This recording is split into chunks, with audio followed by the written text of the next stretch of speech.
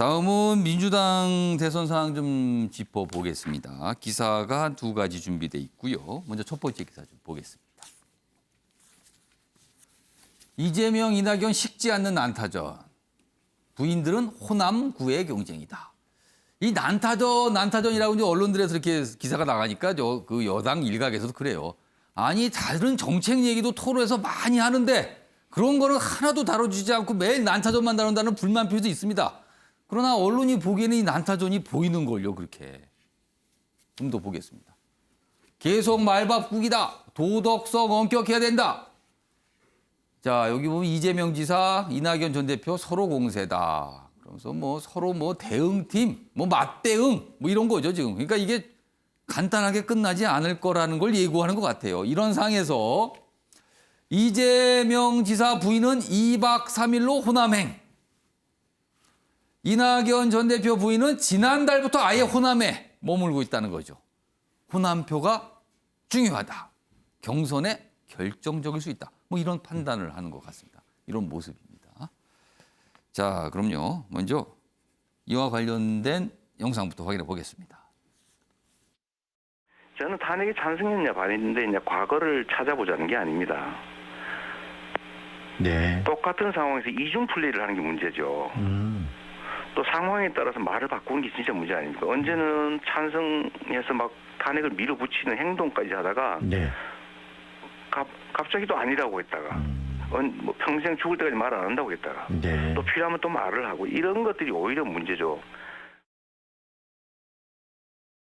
대통령이 되려는 사람들은 좀 더 엄격한 도덕성이 요구된다고 생각합니다. 구체적으로 어떤 죄는 안 된다 이렇게 말씀드리는 건 조심스럽지만 좀 더 다른 공직자보다는 조금 더 엄격한 검증이 필요하다고 생각합니다.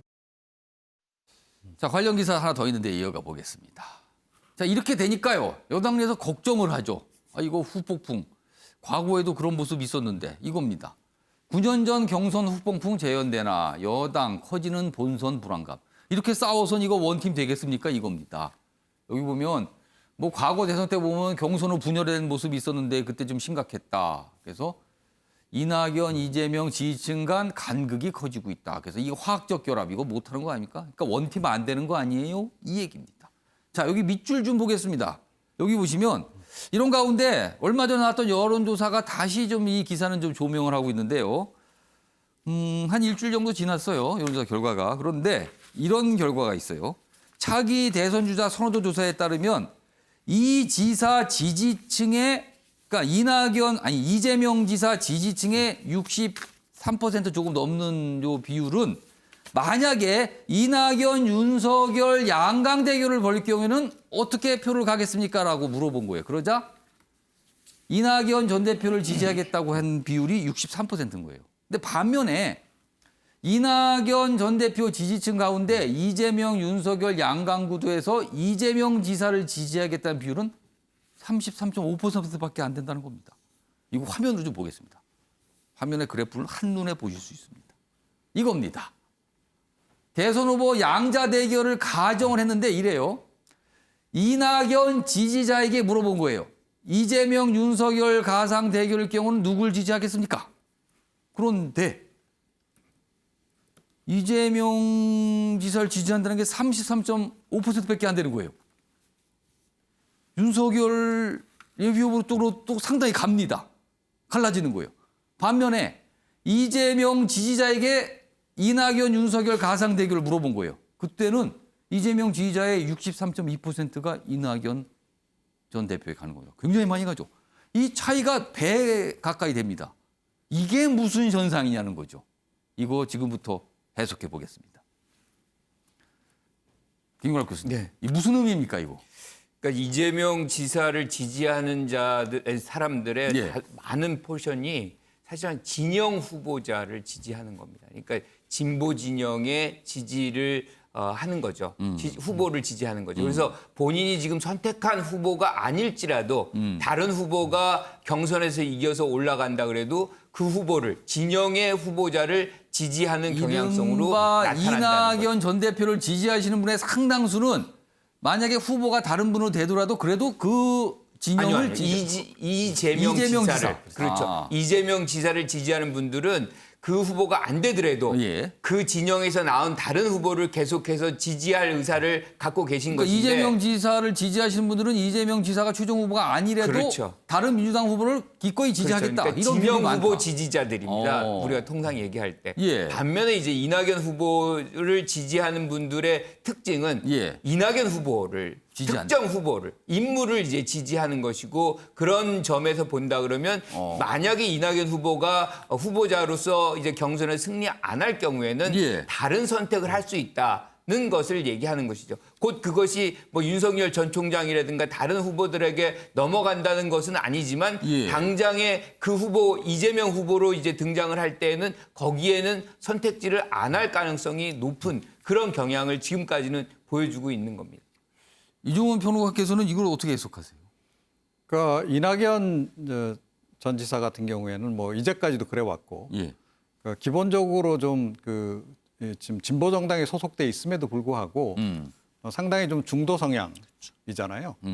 그렇기 때문에 중도 지지층에 있는 분들도 꽤 지지를 하는 거죠. 아, 이낙연 전 대표의 지지자는 진보층도 있지만 중도표도 같이 모여 있는 거다 예, 지금. 그렇습니다. 그런데 그 중도층 입장에서는 그러니까 윤석열 전 검찰총장 역시 사실은 뭐 지금 최근 행보를 그렇게 하고 있지만 중도 표심을 얻으려고 애를 많이 쓰고 있고 또 윤석열 전 검찰총장 지지층 중에는 보수도 있지만 중도도 좀 섞여 있는 거죠. 그래서 영역이 좀 겹치는 그럼 그런 부분이 이낙연, 있는 윤석열 두 인물의 지지층이 좀 겹치는 측면이 살짝 예, 있다 그렇죠. 지금. 그래서 이제 중도층 경우에는 뭐 이낙연이 아니라면 뭐 차라리 그냥 윤석열로 가지 아주 저쪽 좌측으로 가서 이재명 지사를 지지하는 쪽으로 가지는 않는다라는 거죠. 그 이재명 지사 쪽 입장에도 굉장히 고민스러운 지점 아닙니까 이거는? 잠깐만 당연히 이종훈 그럴 수 있습니다. 평론가 예. 계속 얘기하시고 그다음에 김구라 교수님 그다음에 최인영 변호사 이렇게 발언께 드릴게요. 그런데 이제 이재명 지사 지지층들 같은 경우는 뭐 이미 다 알려져 있다시피 상당히 진보성이 강한 이제 그런 쪽인데 이분들은 어떻게 보면 이낙연 지사가 우양우해서 우로 갈 수 있는 마지막 마지노선에 해당하는 그런 경우다 이렇게 좀 보시면 될 것 같습니다. 김구라 교수님. 데이터를 보면요. 예. 지금 이재명 지사를 지지하는 분들의 상당수가 중도층하고 보수층도 일부가 있어요. 그렇기 때문에 지금 이 해석은 저는 조금 적절하지 않다. 그러니까 적합하지 않다라고 생각을 그러면 하거든요. 이게 여러 가지 해석이 하는데 오히려 혹시 이 모습이 아까 이낙연 전 대표를 지지하는 분은 약간 좀 상대적으로 이렇게 그런 게 아니라 이낙연 대표니까 지지한다 이렇게 해석하셨잖아요. 그렇죠. 그런 그 부분을 제가 특정하지 않았는데 조금 더 예. 특정한다 그러면 예. 친문의 어떤 강성 지지자들이 중심이 돼서 사실상 이낙연 후보를 지금 밀고 있고 그래서 지금 응답이 올 때는 그럼 나는 이재명 지사가 되면 나는 안 한다. 그러니까 비토성이 굉장히 강하게 그러면 지금 나타나고 이재명 있다는 지사는 친문 강성 지지자들이 내퀴하지 않는다 이렇게 되는 그렇죠. 겁니까? 지금 그 상황은 이렇게 됩니다. 그래서 그것이 사실상 우리가 2007년도, 2012년도에 올라가서 그 뭐 민주당 계열에서의 어떤 분열 이것이 사실은 패배로 이어졌던 부분들이 있거든요. 예. 그래서 그 우려가 나오는 대목이 여기에 있는 겁니다. 중도층은 오히려 이재명 지사에게 더 가까운 부분들이 많아요. 그러니까 여러 가지- 데이터를 좀 자세히 볼 필요가 여러 가지 해석이 가능해요 지금. 예, 최인영 변호사. 제가 지난주 이 자리에서 그 앵커의 질문에 이렇게 대답하는 것 같습니다. 예. 윤석열 지지율이 왜 떨어지느냐, 그걸 걱정해야 되느냐 했을 때 걱정 안 해도 된다. 예. 지금 떨어지는 것은 아까 저는 이종훈 평론가님의 말씀과 그 맥락이 같은데요. 예. 중도 보수 중에 민주당 지지층의 표심이 지금 이낙연 쪽에 가 있었는데 예. 만약에 민주당 후보가 이재명으로 결정되는 순간 중도 보수에 있던 분들 중에 상당수는 윤석열로 갈 수 있는 그 표심. 다만 지금 이 시점 같은 경우에는 이른바 컨벤션 효과로 윤석열에게 그 시선이 가기보다는 어쨌든 본인들이 어떤 그 미래를 볼 수 있는 이낙연에게 지금 시선이 가 있는데 예. 그런 상태 속에서 만약에 민주당의 후보가 이재명으로 되면은 뒤도 돌아보지 않고 그 표심이 다시 윤석열로 돌아가서 윤석열의 지지율이 올라갈 것이다라는 것을 보여주는 힌트가 바로 것이다. 저는 그렇게 평가합니다. 그 지금 이종훈 평론가 최인영 변호사의 분석, 김광석 교수님 완전히 달라요. 지금 이낙연 전 대표를 지지하는 층 일부가 뭐 움직이고 이런 모습인 건데 이게 과연 누구냐? 지금 이종훈 평론가하고 최인영 변호사는 이게 약간 진보 성향을 가진 중도 표심의 모습이다. 김광석 교수는 아니다. 이거는 강성 친문 지지자들의 모습이다. 완전히 다릅니다. 근데 아무튼 어떤 경우든 이재명 지사 입장에서는 고민거리가 될 수밖에 없는 상황인 것 같아요. 이 수치들이요, 지금. 이런 여론조사 결과가 있었습니다. 물론 이 조사가 전체 여론조사 중에서 일부 이게 분석을 한 내용이라서 뭐 오차 범위도 있고 해서 꼭 이게 과연 정확한가 뭐 이렇게 의문 제기할 수 있습니다만 일단 숫자상으로는 확연히 좀 달라 보이거든요. 그래서 이렇게 소개가 되고 있습니다.